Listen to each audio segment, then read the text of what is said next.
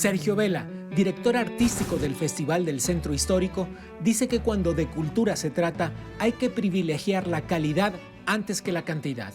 Del 11 al 27 de marzo, la Ciudad de México alberga 50 eventos culturales que vale la pena ver. Esta noche, Sergio Vela, en La Pura Verdad.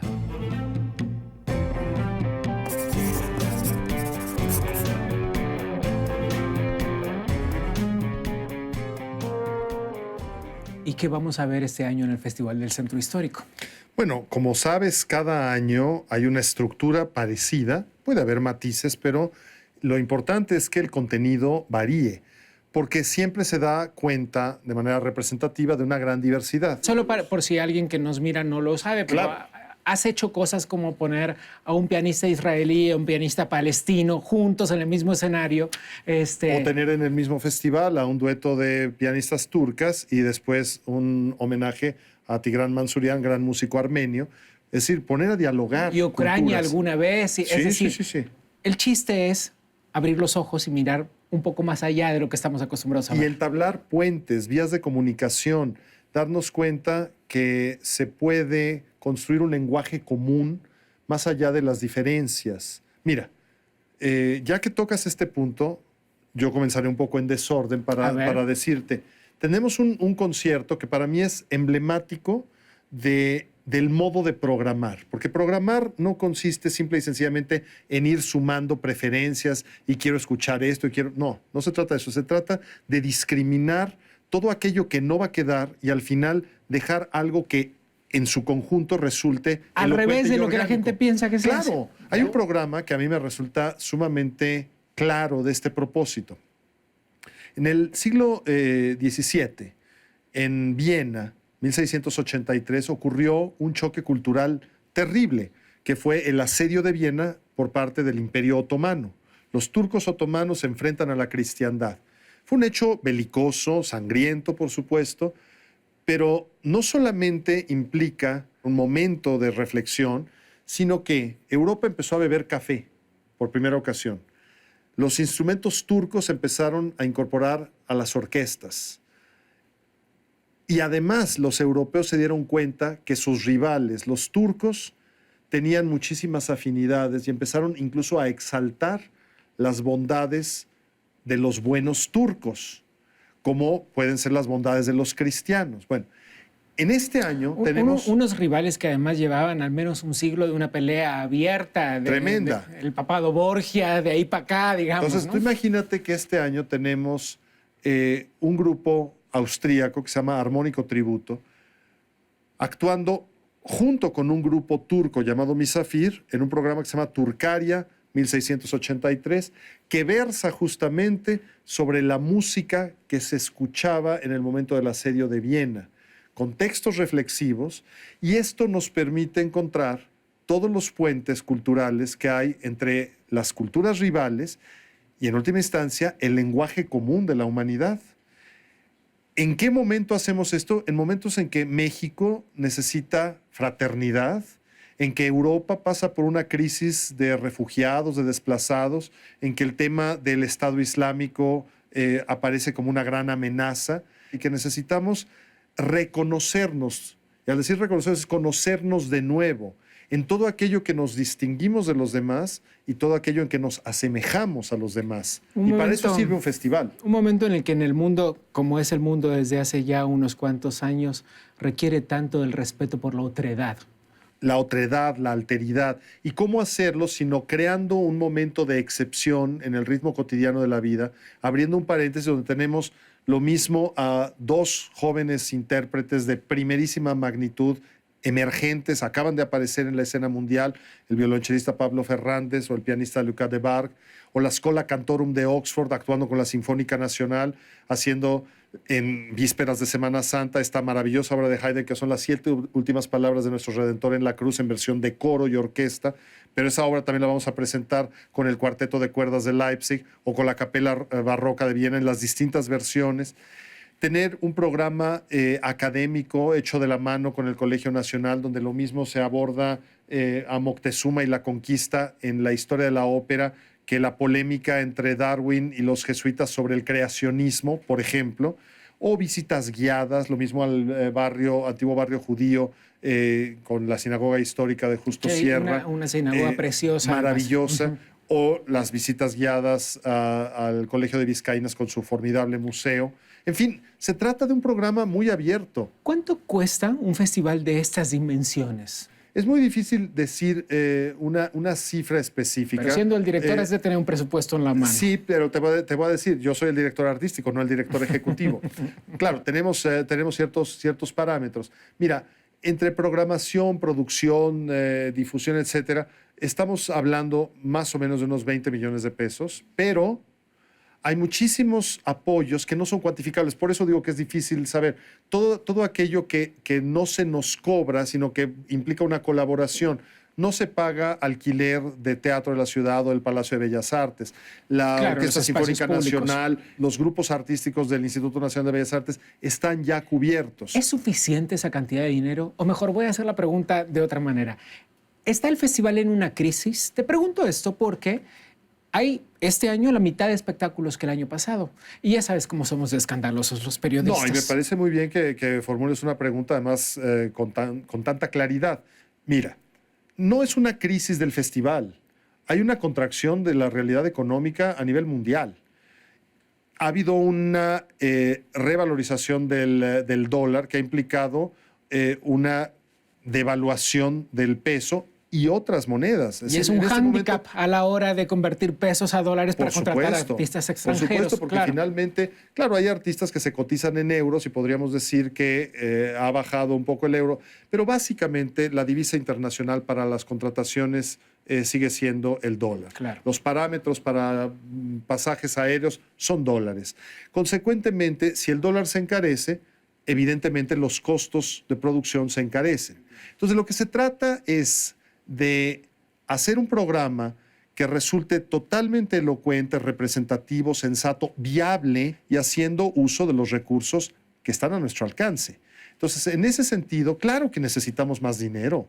Tan es así que, bueno, el festival cuenta con el apoyo de instituciones públicas, la Cámara de Diputados, la actual Secretaría de Cultura Federal, la Secretaría de Cultura de la Ciudad de México, el Instituto Nacional de Bellas Artes, la Universidad Nacional Autónoma de México, brindan su colaboración. Pero necesitamos mucho más dinero líquido para poder hacer más cosas. No porque el criterio sea cuantitativo, sino porque hay mucha apetencia. Sergio, ¿cuánto le cuesta a la gente asistir? Poco porque, en primer lugar, aquellos espectáculos que resultan onerosos, que hay que pagar un boleto, los boletos más caros están en 650 pesos, no es una cosa... O sea, estamos hablando de la primera fila de Bellas Artes. Así es. Entonces, a partir de ahí hay un descenso de los boletos. Además, hay descuentos, los descuentos tradicionales para estudiantes, en fin. Bueno. Por otro lado, hay una serie de espectáculos gratuitos. Se utilizan plazas públicas y ahí evidentemente no se cobra. Ahí el gobierno de la Ciudad de México, la Secretaría de Cultura y las áreas que tienen que ver con el funcionamiento urbano facilitan la infraestructura. Tendremos canciones del exilio latinoamericano, un homenaje a Óscar Chávez, muestra de teatro callejero en diversas plazas. Tendremos un encuentro de sonideros en la Plaza de la República. Entonces, desde el Zócalo al Monumento de la Revolución, hay actividades gratuitas. Y además lo que hay que decir es que eso implica una ciudad de fiesta. Por supuesto. Que es un ambiente festivo real que se vive en la calle, que uno puede detenerse en un paseo y creo que hay una a mitad apuesta, del paseo encontrarse con un concierto. Sí. Creo que no solamente las autoridades capitalinas han sabido recoger este clamor, sino que los propios ciudadanos llevamos ya muchos años adueñándonos de nuevo de los espacios públicos. Es decir, disfrutándolos, nada de que en el parque, en la plaza, no se puede, ¿qué? A ver, no se puede vandalizar, pero se puede convivir y hay muchas formas de convivencia sensata. Una de las más exquisitas es un festival multiartístico. Has hablado de calidad versus cantidad cuando de arte se trata. ¿Cómo se mide? Mira, empecemos por distinguir los criterios cualitativos y los cuantitativos. Los criterios cualitativos para programar pues son parámetros que tienen que ver con el grado de depuración técnica, el contenido de un proyecto, la vigencia de la propuesta, la solvencia de los grupos o de los individuos que conforman. Es decir, me parece que hay criterios profesionales para saber cuándo un espectáculo tiene una gran calidad y cuándo es un espectáculo de menor calidad. Obviamente, la calidad en materia artística suele tener también un costo mayor. Entonces, lo que sucede frecuentemente es que cuando hay que jugar con las opciones, hay quienes optan por hacer proliferar proyectos de menor importancia y consecuentemente de menor cuantía a favor de una mayor cantidad de proyectos. Y yo creo que es preferible hacer menos cosas, pero más importantes. No se trata de que tengamos, permíteme el símil gastronómico, una mesa llena de platillos mediocremente preparados, en lugar de tener 7 o 10 platillos exquisitos. Creo que de eso se trata, de disfrutar todo aquello que se nos ofrece cualitativamente. ¿Cuál es la diferencia entre arte para todos y al pueblo pan y circo? Bueno, yo creo que depende del contenido. Es decir, el concepto de arte para todos me parece absolutamente encomiable. Pan y circo es una engañifa, es demagogia, es no cuidar la calidad. Vasconcelos quería lectura para todos y ponía los grandes clásicos en todas las bibliotecas, incluso las rurales. Bueno, yo quisiera que el público potencial del festival fuera el más abierto, que sepa que no tiene por qué arredrarse frente a cualquier tipo de propuesta artística, porque el arte siempre es elocuente. Por supuesto que en la medida en que más se conoce, mayores referentes hay, puede haber una mayor capacidad de disfrute, pero el arte no requiere de esa formación a priori para que resulte siempre elocuente. Me parece que se trata simplemente de un sentido ético. Arte para todos es, sin lugar a dudas, un compromiso ético. Pan y circo me parece una barbaridad. Te voy a hacer trampas porque todos los elegiste tú, pero si tuvieras que elegir porque no tienes tiempo para más o porque vinieras a la Ciudad de México solo por unos días, ¿cuáles 3 eventos elegirías de los 50? Sí, qué barbaridad, qué pregunta es esa. Bueno, me parece que alguno de nuestros solistas que ya mencioné, o Fernández o Lucas de Barg, sería absolutamente memorable.